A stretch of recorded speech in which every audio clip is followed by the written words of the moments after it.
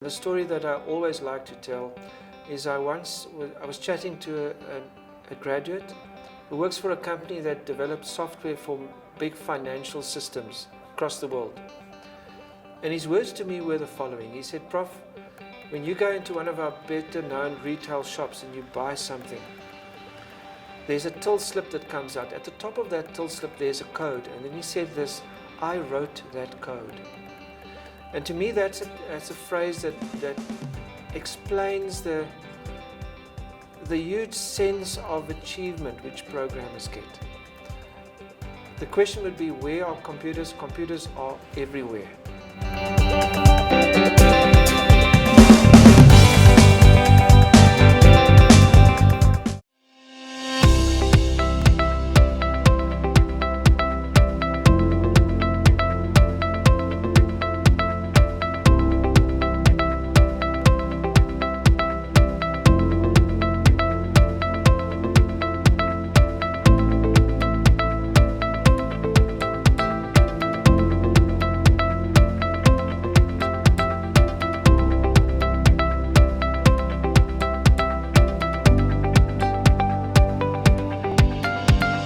I'm Professor John Greyling. I'm a professor at NMMU Computing Sciences in Port Elizabeth, mainly involved with lecturing first years and computer awareness in schools across the province of the Eastern Cape. The big problem filters down from industry, and that's getting enough matriculant school kids interested in computers as a career. And that filters down on another level where many of the learners, and that's why we focus on the whole province, have this misconception that they need to have many issues in place before they can study computers. And I think the one is they hear of the subjects IT and computer application technology, and then they are at schools where they don't even have laboratories. And they assume that they cannot study computer science without those subjects at school, which is a total myth. I've received first years from real rural areas across Africa arriving in my class not ever even worked on a computer. And some of them are in senior IT positions across the country and across the world now. I'm Atixolo Ntenteni. I grew up in Mdantsane, which is in East London, Eastern Cape. I work at Intellect. I studied computer science in NMMU. Semijo Makalima, originally from Epizana. We relocated to Durban. That's where I did my studies. Matriculated in 2007 from Mowat Park High School. From there went to NMMU, where I did computer science and information systems. I'm currently employed at DSTV Digital Media as a software developer. Hi, my name is Atiho Mlanjana. I was born and raised in Butterworth in the former Transkei. I'm a business intelligence consultant. My name is Anissa Casper. I'm originally from Port Elizabeth. I studied my undergrad at Rhodes University, then I went over to NMMU to study my honours degree. I did in information systems and economics for my undergrad, and then I also did business management information systems for my honours degree at NMMU. I currently work for Ovations Group, which is a consulting firm here in Johannesburg, and I'm a business analyst. In my final year, I got recruited by Microsoft to be part of their graduate academy, and from there I've been in the industry since. My name is Malusi Tsagasi. I'm a PE boy born and raised. I come from Blue Bay, which is kind of a small village just between Motherwell and outside the city of Port Elizabeth. That's where I grew up for most of my life. I went to Victoria Park High School and went to NMMU for my undergrad and my honours. Currently I'm a junior business development manager at Dimension Data Group, and yeah, that's me. My name is Baxolile Mapinya. I come from the Eastern Cape, from a small town called Alice. I now work for a company called Dimension Data, and my role at Dimension Data is Executive Director for Service Providers. Mutsim Fuleni, I run a business that has interest in ICT as well as ICT retail, where we learn for the com shops. Growing up, like I remember the first time I was sort of introduced to a computer through a game. I was like, this is so awesome. I'm playing Need for Speed there. Like, Growing up, I wanted to be a number of different things, from engineer to chartered accountant. I think it was the best thing in my life, like just to play the game. So this is how I started to be introduced to computers, just by playing games, seeing it as this thing that can play entertainment. It's like a TV and music and games all in one. Coming into this field only happened after matric, because I hadn't applied to any university, so I had to go somewhere. I luckily had a cousin in PE who knew people at admin at the university. Sent through my transcript to her. She sent me back a list of courses that I qualified for. I saw computer science information systems for the first time. When I was growing up, I really didn't know exactly what computing was about. When I actually went to university, I didn't enroll in computing. I actually started out in accounting, and then I somewhat got pushed into information systems from my second year onwards. The reason that I really started going into computing, if I remember properly, was because I started playing Super Mario from the age of 4. Back then, I didn't know much about the industry. The one thing I did know, though, is that people who have this particular qualification, which is a BSc in computer science, tend to be sought after. I remember really enjoying technology and enjoying taking things apart and enjoying seeing how things worked. And though I didn't really know too much at the time, I enjoyed being creative and I enjoyed making things. So, as soon as I could see that, computing was a way to do much better things, to start building worlds and to provide ways for people to have fun and see something new, I became a lot more interested in it. Coming from the township, you don't really, you're not exposed to these things. You don't have a solid structure of learning how computers are built or how they work behind the scenes when you're growing up. I never regarded myself as a technologist when I was growing up. I was more the kid that liked to play outside, was into my sports. Never really that much exposed to computers. Even when I was at high school, I had very limited exposure to things like computers. Yes, we did have a computer lab and we were fortunate to have a computer lab, but I didn't really spend a lot of time exposing myself to computers. When I actually ended up being in university, I realized it was completely different from what, from my perspective, it was more of, it was programming, was coding, and that's all you actually do. But when you're actually in information systems and you're in university, you see how broad it is and how much you can actually do with the module or with the degree itself.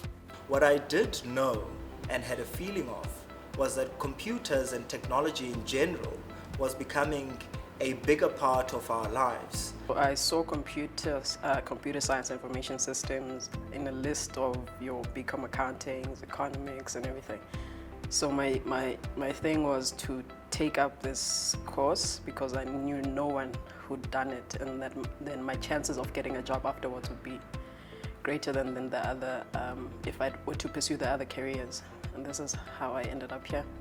The Dean of Science then addressed some of us who were going to choose the BSc route, and then he gave us all the various options, the pros and cons, the benefits of the various options, and then he mentioned computer science, which some of my classmates had also mentioned.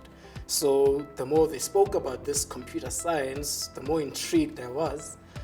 So it became the natural choice for me. Of course, I love maths. So for me, whatever I chose had to involve maths somehow. When I was, in high school, it was the introduction really of things like cell phones, and I was quite fascinated by, the growth of cell phones and how they started to influence, how we behave, how we communicate, how we build relationships. The interest kind of migrated to the internet and everything, and then phones had the internet in them. So it sort of grew. There's the, how can I say, the passion towards all these things around computing sort of grew in me, that I wanted to find out more, what website can do more for me. Oh well, okay, what about not finding a website? What about creating a website? That's a different thing altogether now. I can actually make something that can be given to the people and that will reflect back to me.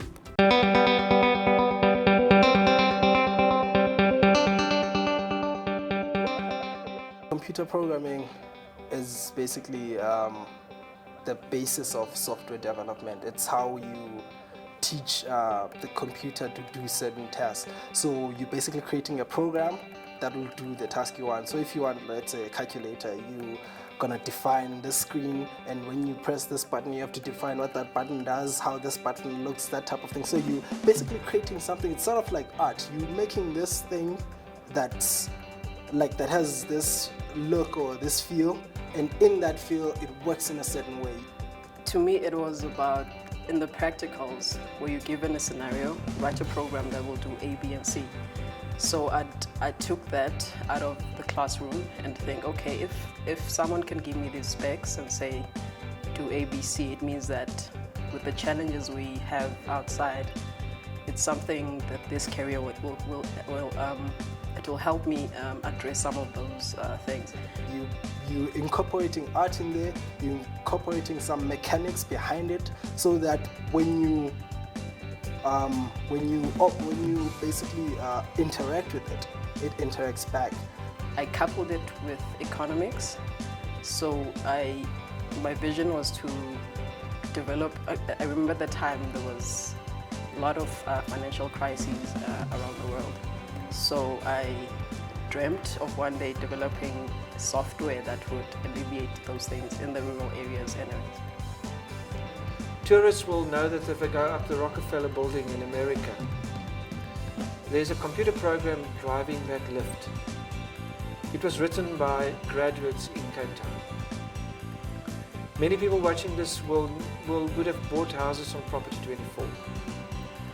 There's a bunch of graduates sitting in Cape Town that develop Property 24 and maintain it. And I can carry on and on and on. My mom always kind of made jokes about how I was a super introvert and I should never try to do something like sales because I needed to just sit in an office and never see anybody. So when I told her that I was going to do computing, she said that was actually, perfect. That was something that I should do. So I'd go home, I'd be, this is what I'm doing. My first program was obviously first practical, first year.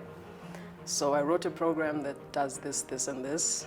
You get to people who do not even know what you're talking about. You're excited about it. They don't know what it's all about. So I sort of had to be an advocate for it at home. And it's been like that until now. I have a job. They're like, oh, okay, this thing of yours really does pay, or that sort of thing, black parents. I still think my family doesn't know what I do, even right now. Like, I'm working, this is my second year working, and I don't think they know exactly. Like, if you were to ask them to define my work, like, I don't think they could do it, to do it in the best way. But I also have to admit that my mom didn't really know too much about it, and she didn't know exactly what it entailed.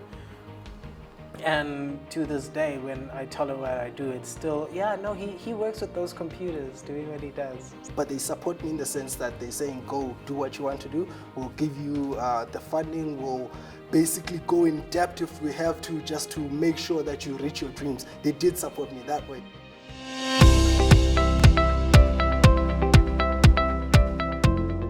In our discipline, there's up to 300 different careers, and every individual literally plans their own career as they go along, so have that flexibility. The thing is with the computer science is it's versatile, right? It's flexible. You could program a plane, you could program a computer, you could program a fridge to do anything. It is not uncommon for our graduates to have up to 7 job offers during their final year. It's definitely something to consider because of the different kinds of jobs that actually are available right now, because it's not literally just about programming, like I said. You look at mobility, mobile apps, technology, everything you see around you that is technological in nature, especially when it comes to programs, both on the social and business solutions. All of that are computer science people working hard behind the scenes, creating this innovation that we so love as consumers. When you get into this stream, I think you think about things differently. So you're given a program, do ABC. You think about it in a different way as you would to think about it, maybe say in a mathematics sort of stream, where you have to dissect the problem to its cause and try build a solution, knowing all the bricks like from foundation. But you can be a business analyst, you can be a data analyst, you can be a UX designer, you can be so many things. So it's not necessarily, I think people would need to sort of, like myself, I was also in the mindset that it was all about programming. But once you actually get out of that and you see what is actually available out there, then you know that it's not just one small specific part that is computing, but it's actually much broader, and you can find yourself in one of those streams. But then there are other, let's call them softer issues, which we do not think of. Many of our alumni would tell us this degree gives you the flexibility of planning your own life. It's not like a structured profession where you have a career path pinned out for you. Computer scientists they're strange people, right? They're like mathematicians who just got too creative one day and decided, I'm going to try this instead. So getting to work with people like that who challenge you every day, but who'd also like make you think and make you laugh, that was by far the most fun part of actually studying computer science. For me, the ICT issue and access is almost like a human rights issue. You can't want South African kids, particularly those coming from similar backgrounds with me, you want them to excel, you want them to be thought leaders, you want them to be innovators, but have no access to internet or connectivity, because their mates, their peers somewhere else in the world are already doing these things, already are garage innovators, already ahead of the trend. So it's something that we must canvas for, work together with the entire society, the academics, the industry, as well as civil society, making sure that today's child has that smartphone. It's affordable, that data bundle is affordable for them to access, particularly having to learn on the e-learning platforms on the internet. It's almost like access to water. That's how important it is.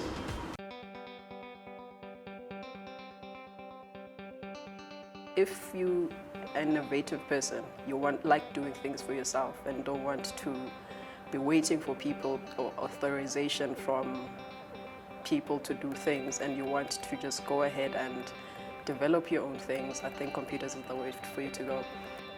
Because it opens up so many doors. Computer science is a lot like math in that while I know while you're growing up, sometimes you don't see the practical application of what you'll be doing, it teaches you ways of thinking that are invaluable in business. Don't make maths and science a scary thing like we were told. When we grew up, if you thought maths and science, the impression we were given, it was for the bright and few. We had to go to all these other funny subjects that the economy has no demand for today. Fall in love with maths and science as much as possible, because our life is maths and science. You could end up in a hospital programming those machines that help people be alive. So what's your passion? And with that passion, I don't think there's anything you cannot do with computer science in incorporating your passion. So if your passion is helping people, you can do it using computer science. And this concept of I wrote that code, they see people around them using stuff. You are using stuff editing this video. some of our graduates will say, I wrote that code. And that to me is that's the punchline why people enjoy this career. They're kind of the backbone of society, and they like realizing that.